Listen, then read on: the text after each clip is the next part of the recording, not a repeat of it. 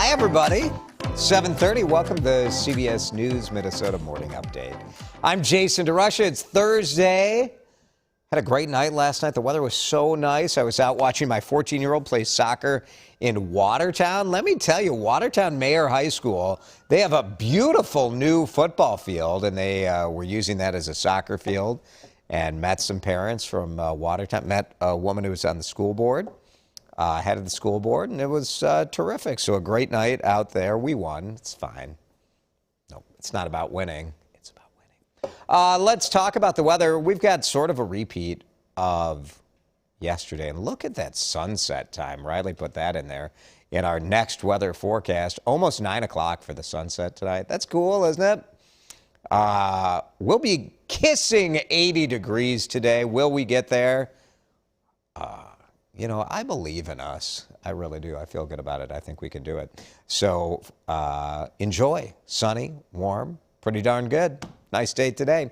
Let's talk about this, as today is the last day of school for many kids in Minnesota. My kids, today is their last of the school year, last day of the school year in the Osseo School District. So kids are getting ready for summer break, right? Not in Minneapolis. We had the educators strike. And so the kids missed 3 weeks of school, and there are kind of statutory minimums for how many days kids have to be in the classroom. So the school board in Minneapolis extended the school year through June 24th. And of course, you know, at the time, parents were like, well, what are you going to do? They're making up for lost time. But there's sort of a weird quirk to this. So a lot of Minneapolis public school students walked in their graduation already. And so they're supposed to go back to the classroom. You know, families have a bunch of reasons why this is not very feasible. But our question to you is this. If this were your kid, would you... Now, they don't get their diploma until like the 23rd or 24th. So they're trying to make the kids go. Now, some schools are like, well, we're going to do distance learning for 2 weeks. Okay.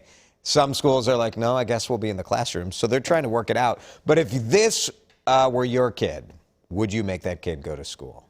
I'll tell you what I would do with my kids.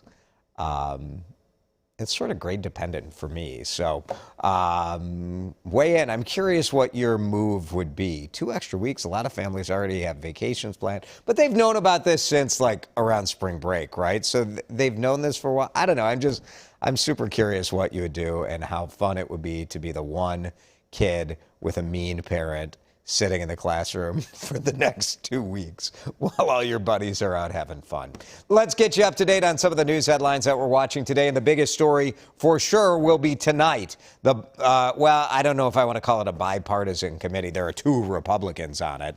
But the committee that's investigating the January 6th attack on the U.S. Capitol will hold the first of 6 public hearings. And these are like a prime time television event. The House members have conducted more than 1,000 interviews. They plan to lay out some of what has been learned so far. I read they hired a former network news executive to sort of produce tonight's hearing. They are promising explosive new information. 5 officers lost their lives that day. So we'll have the hearing live at 7 o'clock tonight on Channel 4. Starting tomorrow, Minnesota becomes one of the first states to offer treatment at its COVID testing sites. This is actually a very exciting innovation. So Brooklyn Park, which is the site that I've tested at most often back when we were in the thick of things. It's a great location, terrific staff. You can go there, get like the immediate test, the nose, the swabberoo. And if you come back positive, they say, hey, do you want to meet with a clinician right now? And you can get a prescription for treatment. Ideally, they like it where they could give you the prescription right there on the site. But, you know, obviously you need to be a pharmacy, and there are kind of laws and rules that they need to work through here in the state. But Duluth and Moorhead will get those test to treat sites next week, and the whole thing is free. So the idea is that if you take those antiviral medications within the first 5 days, you have better success. And since most of us test on the equivalent of day 3 or day 4, they're trying to speed up that timeline and get people that antiviral medication as soon as possible. Nationwide, there's a lifeguard shortage. We've been dealing with this for at least 5 years. But it's worse this year, and some pools and beaches are changing their hours, changing their plans. Maple Grove Community Center, they say they need 20 to 30 more lifeguards. They have an indoor and an outdoor pool, so they've been closing the water slide because they don't have enough lifeguards. They're cutting hours to the pool and the beach to try to manage things. They actually lowered the age requirement, so they'll take 15-year-olds to be a lifeguard. They're paying for the certification training. City of Minneapolis, a lot of the public beaches are not going to be guarded. They're looking to hire 80 more guards. They boosted wages by $3 an hour this year, so they're paying people $17 to $20 an hour, but they're just, one of the people we talked to said these kids can go get a job at Home Depot for 20 to 22. So it's difficult to try to get those kids. Minneapolis Lake having problems that they've had before. This is sort of a natural thing that occurs at Lake Hiawatha, but blue-green algae is there, and you have to be careful because blue-green algae, especially, this is an issue like if your dog likes to go running in the lake or maybe fetching a ball or a Frisbee or something, if they ingest some of that blue-green algae in the water, it can make them sick or even kill. We've heard of animals dying for this. It's not good for kids either. Lake Hiawatha has had these problems with blue-green algae last summer as well. Somebody out there has given an incredible donation to Minnesota Public Radio, $56 million. Here's your money.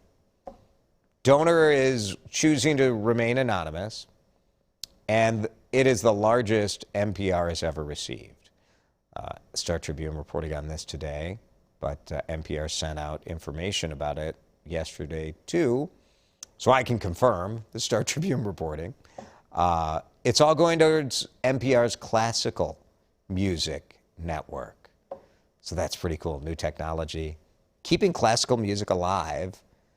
Commercial radio station probably wouldn't be able to get enough advertising support to do that. So great stuff, and great that somebody out there has that passion and love for classical music to keep it going. A popular road that borders Minneapolis, Edina, and St. Louis Park. This is such a difficult situation. It could see major changes next year. We've seen in urban areas this expansion of bike lanes.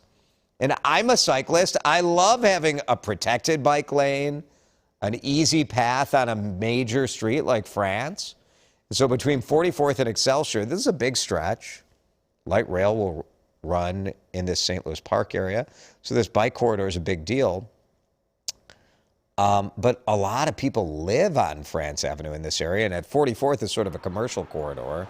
So you got like Sloan's Beauty Bar there, France 44, Hello Pizza's around the corner, the convention grill.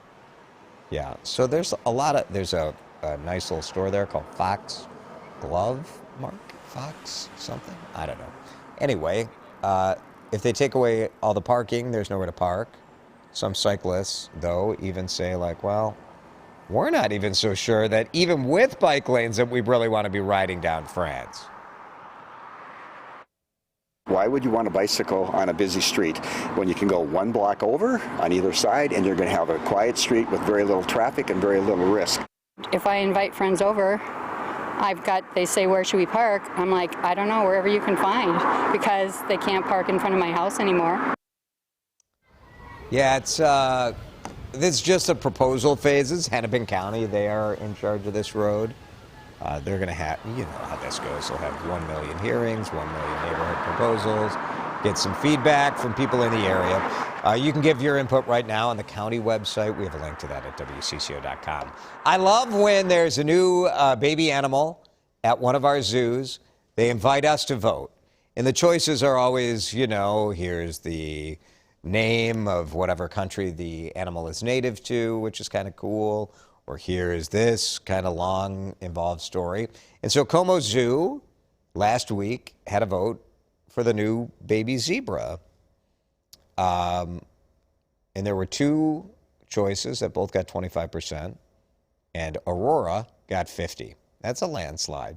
So Aurora is officially the baby's name.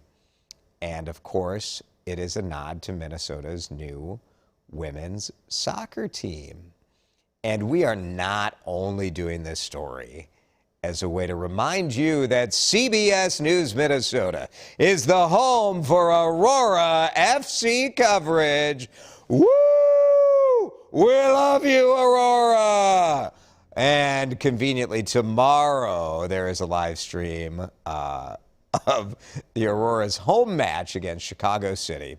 So the match will be out at TCO Stadium in Eagan, and we have live coverage, and it's great stuff. Like I was at the stadium watching their first match, their debut match, and they had the coverage up on the scoreboard on the big screen, and it's terrific. So check it out. CBS News Minnesota. You can find that on Pluto TV, which Pluto TV is a thing you download. It's like free live TV on your smart TV. So you can dial up CBS News Minnesota. I think it's like channel, I looked this up this morning. It's like 1042 or something. I don't remember, but whatever. It's easy to find. And then you can get it on all our apps and all of that as well. Aurora felt like an obvious name, but sometimes if you're, I know some of you have joined us watching this program while you're pregnant, or maybe your spouse is pregnant, or whatever the case may be, and you're thinking, Jason, I don't know what to name my baby. And I know your first choice is usually Jason. If you have a boy, name your child after me, which, again, I get it. Like, it's a great idea. But maybe you need more inspiration. And maybe you're sick of the baby name book or the baby name generator, and we bring you the Ikea baby name bank. In Norway, Ikea launched this. They've had a bit of a baby boom in Norway over the last year. And so with, a couple thousand more kids than are born in a previous year, you want to have a clever name. So Ikea is suggesting its furniture names.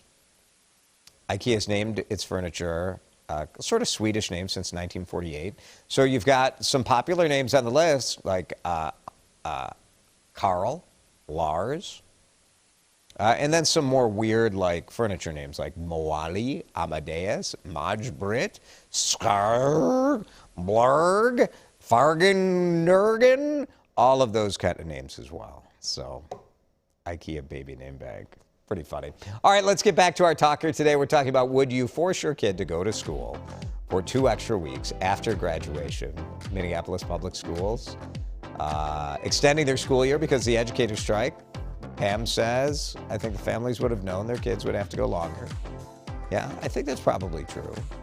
I would make my kids go. Pam, you are like my mother. She would make me go too. Thank you.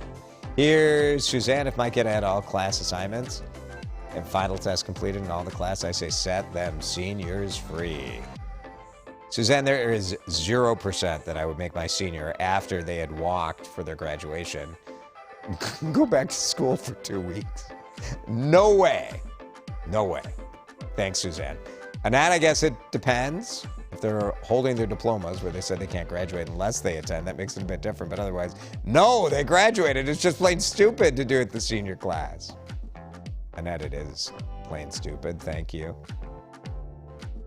Here's Deborah. Yeah, if my child needed the extra, yeah, maybe, right? Some kids might benefit from that extra 2 weeks. That's true.